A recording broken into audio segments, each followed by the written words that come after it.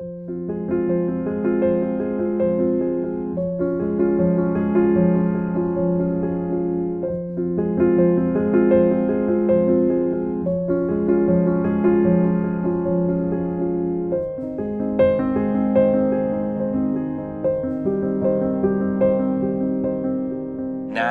is an essential time to bring together researchers, policymakers, and practitioners to examine what's possible for the future of human flourishing. Over the past decade, we've seen a tremendous amount of research activity in positive psychology, in philosophy, technology, cognition, in neuroscience. And that's driven by a real human need, that we need to find ways to move past survival as the end goal for our society. Our goal for society should be more than that. It should be about growth and flourishing and resilience and adaptation to change and learning and possibility and creativity. So this is the first annual Global Scientific Conference on Human Flourishing. What is different about it is it's a broader scope to not just be about research, but also engage policymakers and innovators and practitioners who are trying to use this knowledge for good. And also its global nature, where we will host workshops all across the world and as many continents as we possibly can to get that global perspective. While we have a very good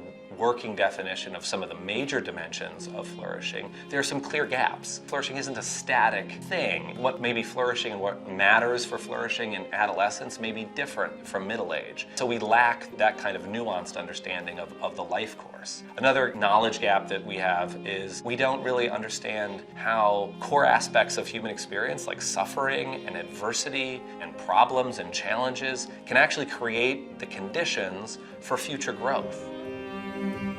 Sir John Templeton had a phrase that he loved to say, which is that he thought about the earth as a school. The models we have for flourishing don't necessarily incorporate that sense of adversity being core to the human experience. There may never be one grand unified theory of flourishing. I think that would be a mistake. I think it will always adapt and change to circumstances. But I think this experiment, this grand journey that we're on is going to create a kind of much more nuanced and rich description of flourishing, which accommodates the range of human experience.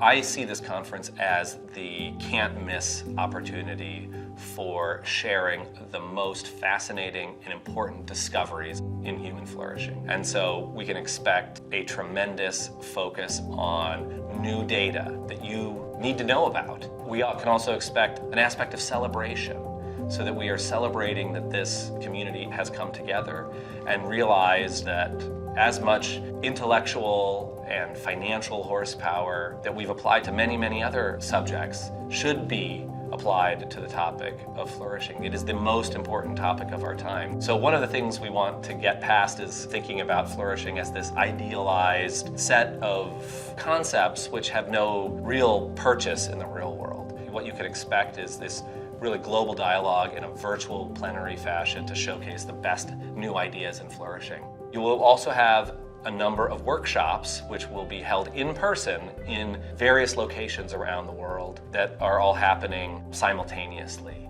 We will also have an open call for abstracts where anyone can contribute their new ideas or showcasing. We envision this to be a global annual event that brings together many different funders, many different media brands, platforms, and kinds of expertise. We've already set up a world-class program advisory committee, which brings together a number of the world's best minds and thought leaders on the topic of flourishing.